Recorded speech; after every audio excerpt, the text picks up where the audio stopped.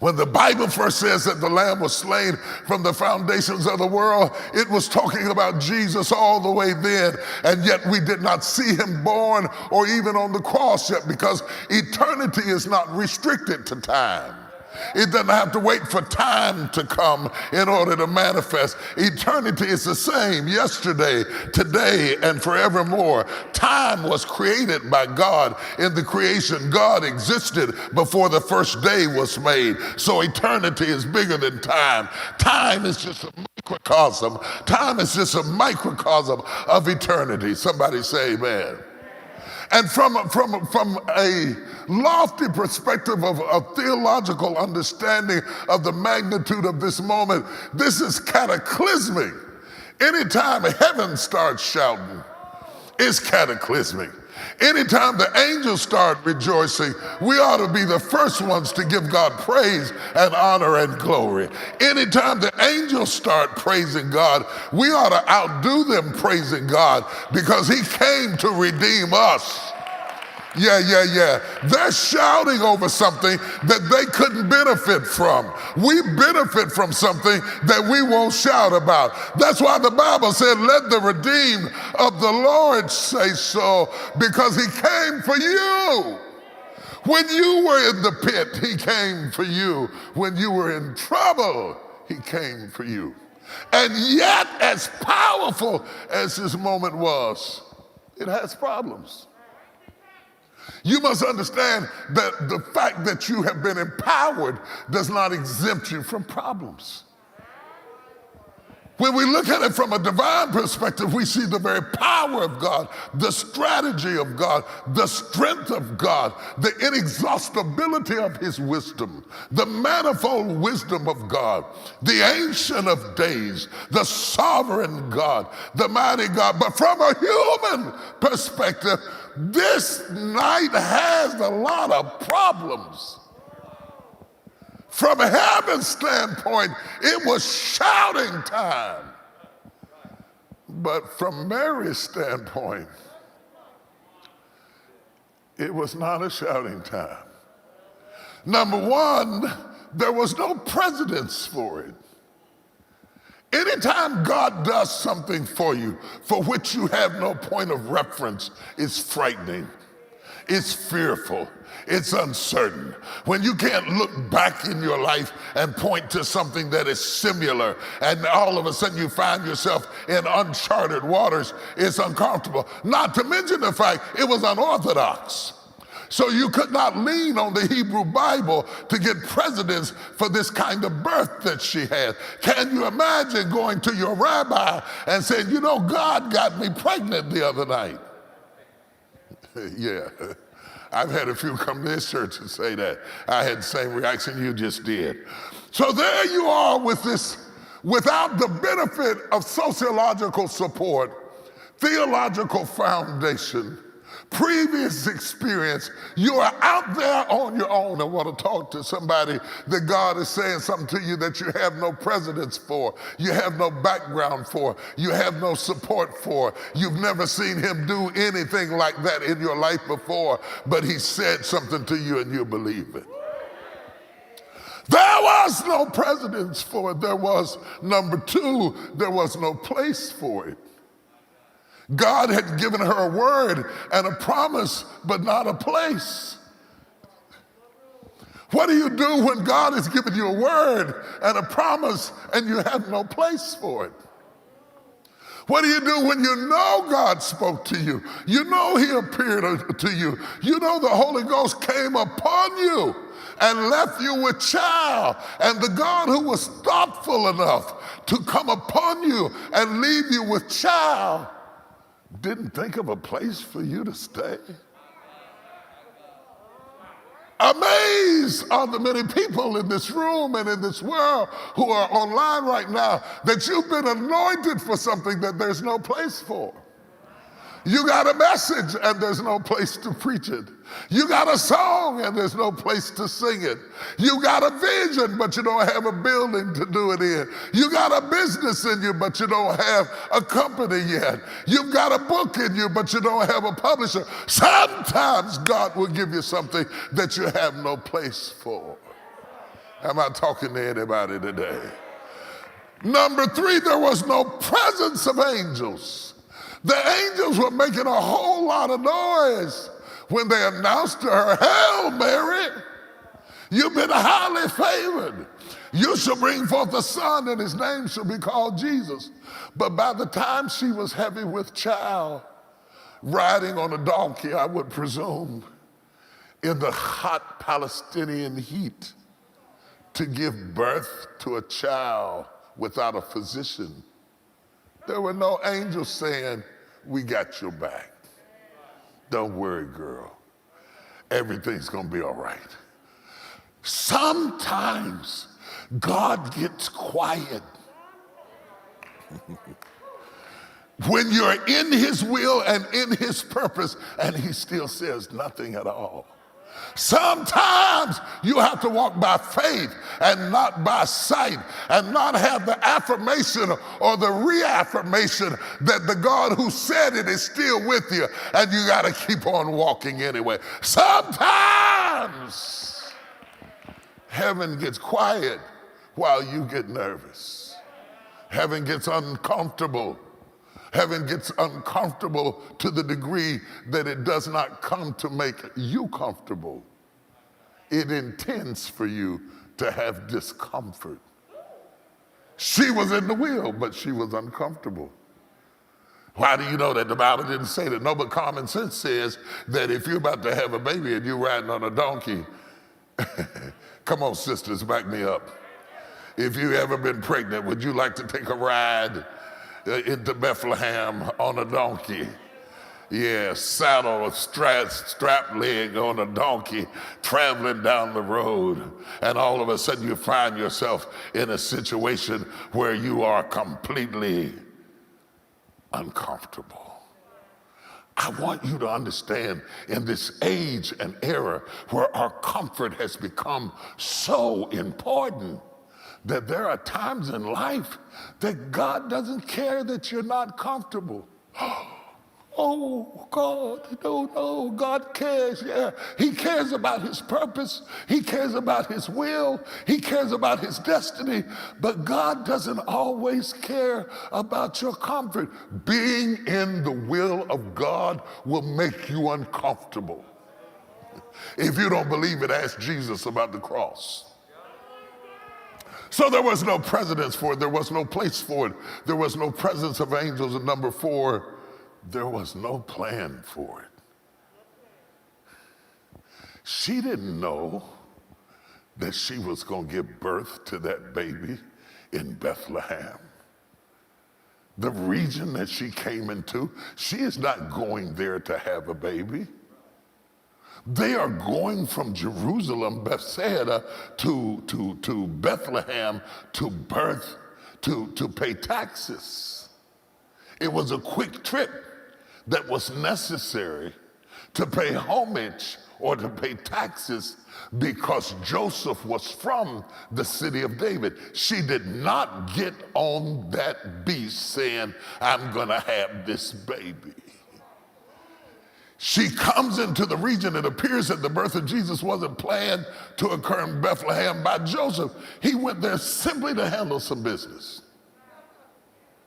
King James Version says it was to pay taxes. NIV says it was the word used for tax could be interpreted to register. So whether they're registering their marriage or they're registering because they're from town, there was some sort of decree that required an immediate trip, and they were traveling pregnant. I want to talk to some people that are traveling pregnant. You're traveling pregnant. You're traveling with something inside of you that hadn't come out yet. You're traveling with discomfort. You're traveling with dis-ease. You're moving forward, but there's something down inside of you that's weighting you down. They were traveling pregnant. Everybody had to go pay taxes, but they were traveling pregnant. The difference that set them apart from other people is that they were traveling pregnant, and they had no plan that this would be the trip that took them over the edge. They had no plan that this would be the trip where her water broke. They had no plan that this would be the trip where she became so heavy with child that she went into labor and gave birth to a child in Bethlehem. They had no plan for it. They had no idea that this was the moment. This, incidentally, Bethlehem in the New Testament is often referred as Ephrata in the Old Testament. And in the Old Testament, when it's referred to as Ephrata, Rachel died giving birth on the way to Ephrata. This is not a nice, easy trip. Rachel went into labor and had Benoni, son of my sorrows, and died just outside Bethlehem. Maybe God kept her outside of Bethlehem so that she wouldn't fool around and think that she was having the Messiah and said, I gotta stop you before you get in. But she died She died a little ways outside of Ephrata. Almost there. And God said, this is not the one that I want to be born in Bethlehem. No. There is one coming that's going to be born in Bethlehem that will be King of Kings. You're pregnant with a king, but I'm going to produce a King of Kings and a Lord of Lords, and he's going to be born in Bethlehem. So whatever you're going to have it on your way. On your way. But what they are like is neither one of them expected for their water to break and for them to dilate 9 centimeters and give birth on the road. What do you do when what you're carrying breaks forth before you're ready? How? What do you do when what you thought would happen in 2022 happens in 2021? What do you do when you lose control of the promise and it happens when it happens and you got to adjust to what you've got to adjust to? What do you do? What do you do when God has a plan but you don't? You know, God did not promise to let you in on his plan. He allows you to walk in the dark. God knew she was going to have that baby in Bethlehem. It was prophesied that he would be born in Bethlehem. God knew she was going to go into labor, but Mary didn't know. Joseph didn't know. He had no plan. He had no place to stay. He had no presence of angels. Joseph didn't know what to do because the thing broke loose quicker than he thought. I want to take a minute and talk to somebody. What God has been talking to you about is going to break loose quicker than you think. What God has been speaking to you about over the last 3 months is going to break loose sooner than you think. What God has put in your spirit, you think it's going to break loose at the end of 22. God said it's going to break loose sooner than you think. Oh, if I was preaching years ago, I'd holler, get ready, get ready, get ready, get ready, get ready, get ready, get ready, get ready, get ready, get ready, get ready, get ready, get ready, get ready, get ready, get ready, get ready, get ready. Your time schedule is not God's timetable. Her water broke on a donkey. What an inconvenient place to go into labor. What a filthy place. Who wants to have a sanctified baby in a desecrated place? And the heat is on for Joseph to make an emergency decision. An emergency decision. Because it appears that Mary is going to have her baby in the same place that Ruth had Obed. And Joseph is a descendant of King David. And Obed is David's great-great-grandfather. And it seems like it's happening again. Only it is not Ruth this time, it's Mary. And she's pregnant. I had a plan to pay taxes, not nurse babies. But it happens when it happens. What I just said right there is worth the whole sermon. It happens when it happens.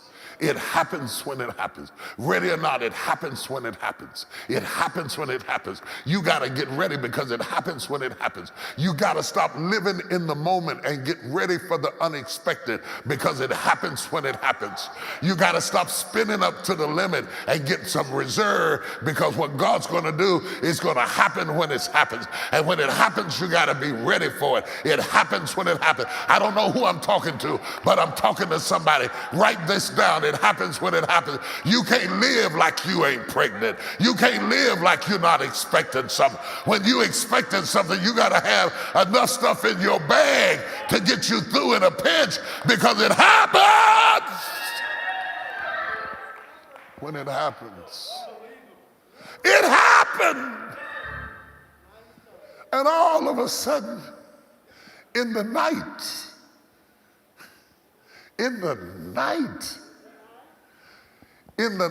preaching this now, you don't get it because we live with electricity. Jesus never saw a light bulb. He never saw a lamp.